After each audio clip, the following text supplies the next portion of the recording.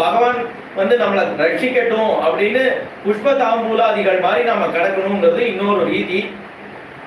இவ ரெண்டையும் தாண்டி மேல ஒண்ணு சொல்றா, கர்ப்பபூதஸ்தபோதனாஹாம். ஒரு சிசு பிறந்தாச்சு அப்படின்னா தனக்கு பசிக்கிறது அப்படின்னு கத்த தெரியும்.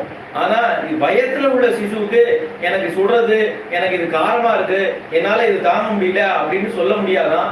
அந்த கர்ப்பபூதர்களா எங்களை நினைச்சு நீ எங்களை காப்பாற்றணும், எங்களுக்கு காப்பாத்துன்னு கேட்கறது தெரியாது அப்படிங்கிறா இந்த ரிஷிகள்லாம்.